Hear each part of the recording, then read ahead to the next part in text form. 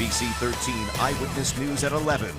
Now, breaking news. It was a frustrating start to the school year for thousands of parents in HISD after the website of the state's largest school district goes down just hours after classes began. Things should be up and running. I did hear that our website was having some problems as far as the vendor for the website. The first day of school looked much different than last year for returning in-person classes. Check out the masks at KDISD on students, parents, and staff. And time-lapse from a memorial camera captured the moments rain moved across the Houston area. We'll tell you how long those storms just might stick around today. And good Tuesday afternoon to you. I'm Tom Cook. Let's go right to our meteorologist, Rachel Bryars, for the latest on your chances of rain this afternoon. Rachel? Yeah, and we still do have rain out there, and we're going to continue to see it as we push throughout the rest of the day today. So if you are going and maybe picking up your kids from class later today and you have to get out of the car, you may want to go ahead and take an umbrella with you because you may end up getting in some of that rainfall. And we are still seeing rain out there right now. You can see it moving in to the north. I would say the north-northeast right now is the general direction that it is pushing. So let's take a closer view at some of these showers and storms. We're seeing some storms that are going to head up over towards Cleveland, Liberty, as well as over towards Winnie. We're also seeing some along High Island and Galveston. And then we're also seeing some light rain still falling over here in Houston, as well as up over in between the Woodlands, as well as over towards Hempstead. So right around the Spring and Tomball area, continuing to see some of that light rain. Then as we push a little bit further off to the west, we also have a pretty good storm just north of Palacios and Matagorda. Should continue to roll over to the north, eventually impacting El Campo and Bay City. Now, any of these storms out there today will have the potential to drop some heavy rainfall and also bring a lot of lightning. So make sure that if you hear that thunder that you head on indoors. And we could continue to see this rainfall continue as we head into the next few hours.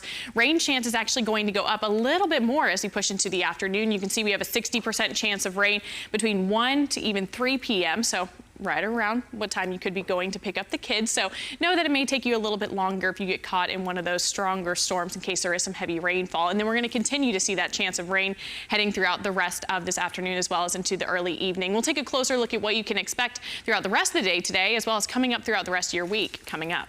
Now to that breaking news from HISD. After more than 200,000 kids couldn't get access to the district's website on this first day of virtual classes. ABC 13 reporter TJ Parker joining us live now with the explanation from the interim superintendent there. TJ, good morning. Yeah, good morning to you, Tom. She had addressed that issue as well as just the first day of class here at Rodriguez Elementary School just moments ago here off of Chimney Rock. And yeah, that was a big talking point, was that issue for those students logging into the virtual program that they have here with HISD. She says that one of the hosts crashed around 8 this morning as classes were just starting. Just minutes ago, she told us the hub was still working, though. The district tweeted out saying they're aware of the situation and they're working quickly to fix it and redirected people to the hub's website. Dr. Lathan says what is happening across the country. Take a listen to what she said just moments ago. The service provider is actually experiencing issues, and other districts across the country that uses that provider, they are experiencing issues. When it was brought to our attention, of course, we are already prepared to say, okay, how can we reroute this? And so we're rerouting it through the company that hosts our HISD at home, or the hub for us, which is It's Learning. Of course, this comes as the district is expected to do virtual learning for at least the next couple of weeks. Lathan also addressed just moments ago, hearing from my colleagues inside at that press conference, that still 12,000 plus students still need devices for virtual learning, although she says the district is receiving shipments every day. Reporting live in West Houston, I'm TJ Parker, ABC 13 Eyewitness News. Thanks, TJ. Today's the first day of school for 10 districts in all, including HISD, the biggest. They're Channelview, Cy-Fair, Cold Spring, Oakhurst, Galena Park, Goose Creek, Houston, Klein, Liberty, Sheldon, and Tomball, all back to class, most of them virtually. And then there was this, a touching send-off in Cy-Fair ISD for the son of that HPD officer, Jason Knox, who died in that HPD helicopter crash in May. That was police on horseback and officers on motorcycles escorting Cooper Knox on the bus on his first day back at Warner Elementary. Those officers and deputies wanted him to know that he is not alone as he goes through life without his father. While thousands of students are virtual only, several local districts started in-person classes this morning. ABC 13's Charlie Edsity joins us now live with what that looked like in Katy. Charlie, good morning. Hey, good morning to you. Well, 41,000 students across KDISD were welcomed back to in-person learning today after spending the first couple weeks of school virtual only. And that number, 41,000, about half of the entire school or student body here in the district. And this morning, we're live here at McElwain Elementary School. This is actually a brand new school, really beautiful. And about 369 students were dropped off here today this morning, and staff definitely celebrating their return. A line of cars waited out front just before 8 a.m. I'm feeling confident with the school district itself and just the policies and new guidelines. Then there was music, cheers, and of course face masks as students stepped foot onto a school campus for the first time in weeks.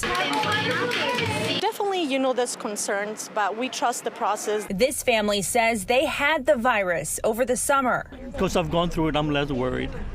And since it really didn't affect them almost at all, I'm pretty confident they should be okay.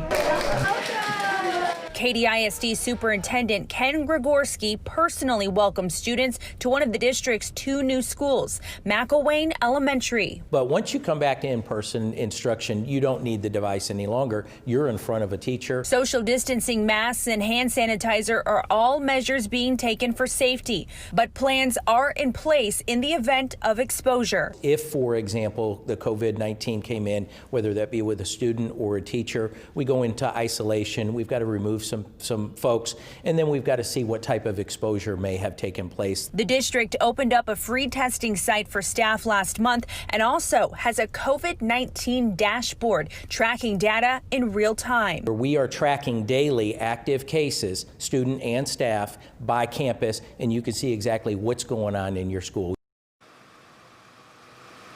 And as for how parents can keep up to date on positive cases in the district, the superintendent says they need to be checking their emails because every single day by 5 p.m. they should be getting some kind of a notification about any possible positive cases. So the district says they're doing what they can to keep everybody informed about what's going on. Charlie Edsity, ABC 13 Eyewitness News. So here is how Texas schools must report cases of coronavirus. Starting today, school districts across the state will have to file weekly reports on all COVID cases among students, teachers, and staff. And the reports have to be made whether the virus was contracted on or off the campus. And with the approaching flu season, a new study suggests flu and COVID-19 symptoms look virtually the same in children. The study found most of the symptoms of both viruses are identical. And without a test, it's hard to know whether a child has COVID or the flu.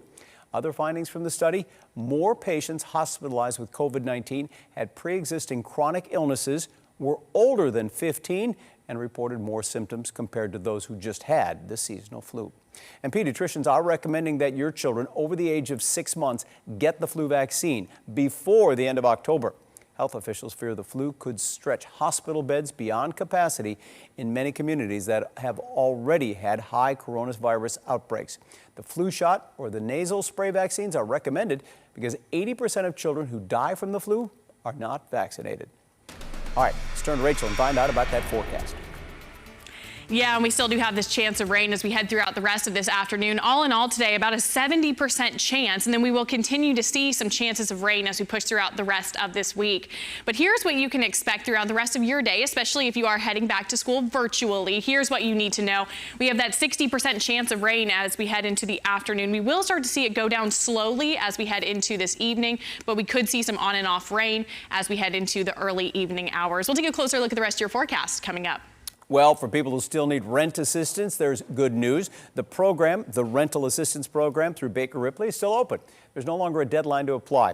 Action 13 started asking questions, and the mayor now says they're working with Baker Ripley to make sure anyone can apply. Any renter, even if the landlord hasn't signed up. That was a prerequisite to this program before. The program provides assistance of up to $1,900. We've got all the information you need at abc13.com.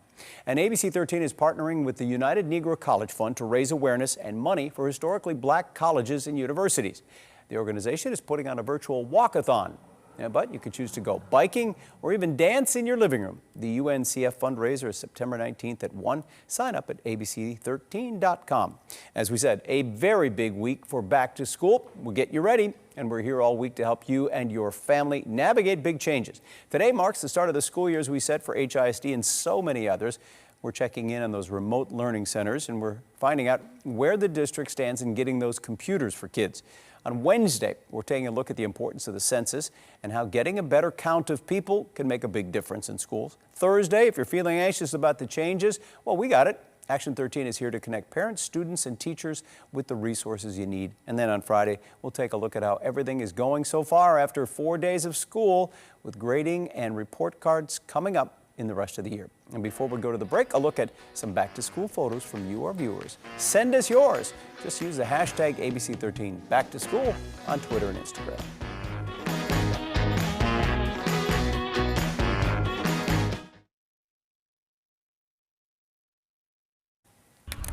Well, we're just hours away from Game 3 of the Rockets-Lakers playoffs. Series tied at 1 game apiece, but James Harden says the Rockets have a lot of confidence tonight. Tip-off for Game 3 is 8 o'clock tonight. In baseball, the Astros can't catch a break. Maybe they can't catch any fly balls, excuse me. Last night marks the 5th game in a row they have lost. They were shut out in the first 5-game series against the Oakland A's. The two have a doubleheader tonight. The first pitch at 6:10. The Astros are currently in second place in the AL West, 4.5 games behind the A's. The Texan star Deshaun Watson is having quite a week. The 24-year-old quarterback has a new book coming out today. That's it. His book is titled Pass It On, and he recounts the 7 core values he says that have guided him on his own journey. Watson signed a 4-year deal on Saturday, a $160 million extension with the Houston Texans. And in just 2 days, Watson and his team will go against Patrick Mahomes and the Super Bowl champs, the Kansas City Chiefs, as they open the NFL season on Thursday Night Football. All right, to politics now. With exactly 8 weeks to go until Election Day, President Trump is now blasting those allegations that he disparaged American soldiers. ABC's Cecilia Vega has the latest. With fewer than 60 days to go until the election, President Trump is hurling insults. Biden's a stupid person. Biden doesn't have a clue. His polls slipping over his handling of the coronavirus, and now the president is hinting at the possibility of an even earlier vaccine before Election Day. You could have a very big surprise coming up. So we're going to have a vaccine very soon, maybe even before a very special date. You know what date I'm talking about? It could be during the month of October, actually. Could be before November. Kamala Harris was asked if she would trust a Trump administration vaccine. It would have to be a credible source of information that talks about the efficacy and the reliability of whatever he's talking about. I will not take his word for it. He wants us to inject bleach. No, I will not take his word. And whether Joe Biden would take it? Only if it was completely transparent that other experts in the country could look at it. Only if we knew all of what went into it. Because so far, nothing he's told us has been true. On the campaign trail, Biden in a Pennsylvania backyard meeting with union supporters. Thank you all for your service. A small socially distanced gathering, all wearing masks. He also took aim over a report alleging the president called fallen soldiers suckers and losers. When it comes to veterans, he's downright un-American. ABC News has not confirmed those claims, and the president continuing to push back, calling the story a hoax, and then attacking military leaders in his own administration. I'm not saying the military is in love with me. The soldiers are. The top people in the Pentagon probably aren't, because they want to do nothing but fight wars so that all of those wonderful companies that make the bombs and make the planes and make everything else stay happy. At his White House news conference, the president also ridiculed a reporter for wearing a mask. You're going to have to take that off, please. You can take it off. If you don't take it off, you're very muffled. And praised another for removing his. You sound so clear, as opposed to everybody else where they refuse. Well, let's check the weather forecast. Meteorologist Rachel Bryars now. We've got a good chances for rain the rest of the day, right? Yes, we do. So if you are planning on getting out and about, today is going to be the best day to take the umbrella with you, because we still could be looking at the chance for some scattered showers and storms. You can see them right now. Moving up to the north right now, we'll take a closer look at what you can expect throughout the rest of your afternoon coming up.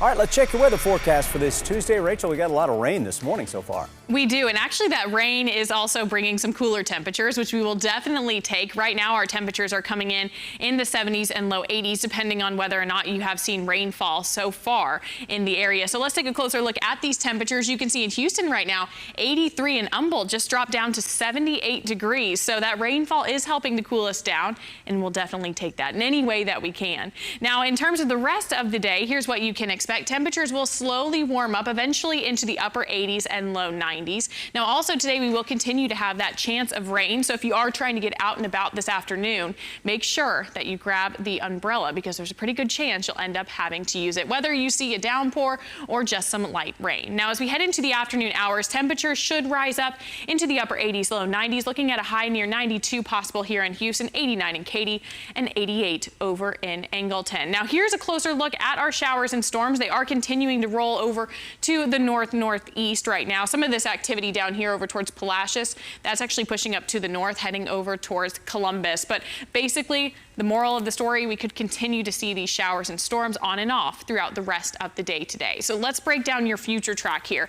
You can see it continuing to move in some showers and storms heading into the afternoon. That's at 2 p.m.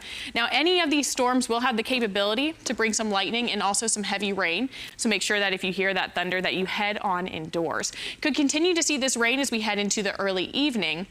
And then we should start to see rain chances go down later this evening as well as going into the overnight hours. Now, does that mean we won't see any rain overnight? No, doesn't mean that. We could still see a slight chance of rain overnight, but the rain chance will really start to pick up again as we head into Wednesday. You can see that rain forming into our western counties in the morning, and then we could see those again roll over our central areas and our northern areas as we head into Wednesday afternoon as well as into the evening. So make sure that you take the umbrella with you, not just today, but also as we push into Wednesday. Now, I would say just keep it in your car throughout the rest of the week because we could continue to see a few of these downpours as we head throughout the rest of this week as well as going into this next weekend.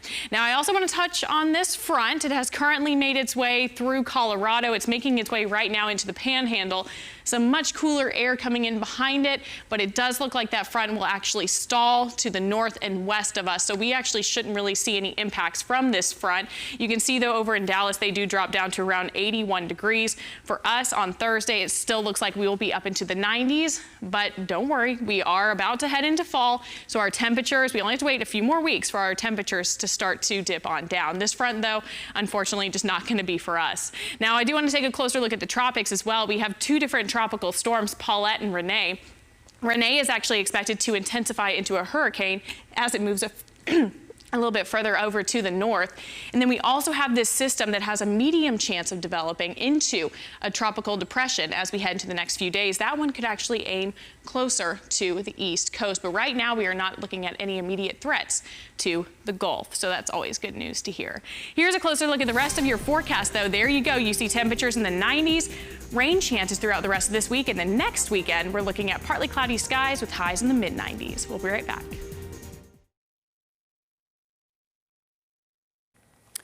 There's a new study out on genetically enhanced mice, and it could soon help astronauts in space. The experiment is called MadisonRice090820. Researchers compared 40 mice here on Earth with 40 mice in space that were genetically manipulated for muscle growth. The study found certain treatments promoted the recovery of muscle and bone mass once the mice came back to Earth. And researchers say those results are promising because they could be used to develop therapies that just might help astronauts in long-term space travel. Well, it's been nearly 30 years since McDonald's has had a celebrity name on its menu, but that changes today with one of Houston's own. Grammy Award nominee Travis Scott has a meal that's rolling out with his name on it, participating McDonald's. For $6, you get a quarter pounder with cheese and bacon, a medium order of fries with barbecue sauce, and a Sprite with extra ice. The last celebrity meal at the Golden Arches was the McJordan burger, after who else? Michael Jordan, back in 1992. So, Rachel? Sprite with extra ice. Yes, that's what he takes. I always feel like ask for less ice because you want more drink. Right, exactly. But it does sound pretty good. What would your burger be? Oh, I just like a simple cheeseburger. I like that bacon on there, so. I know, I was like, you can't say no to bacon either. So I had a Travis Scott burger sometime this week. Okay, that's all the time we have for the news on 11 this morning. Rachel's going to update us now one more time on the weather. Yep, we still do have those showers and storms continuing to make their way to the northeast right now. You can see this shower and thunderstorm activity heading towards Columbus as well as Wharton. And then we also have some more activity rolling through Liberty and about to make its way up towards Livingston as well as over towards Cleveland. And you can see some of these are bringing some lightning strikes with them. So if you hear that thunder, head on indoors. A lot of this just moderate rainfall, but we are also seeing some patches of some heavy rain. So if you are trying to get out and about and you're trying to get out and drive, know that your visibility could be reduced. Okay, that's all the time we have for the news now. For Rachel Bryce, I'm Tom Cook. Our next newscast 3 p.m.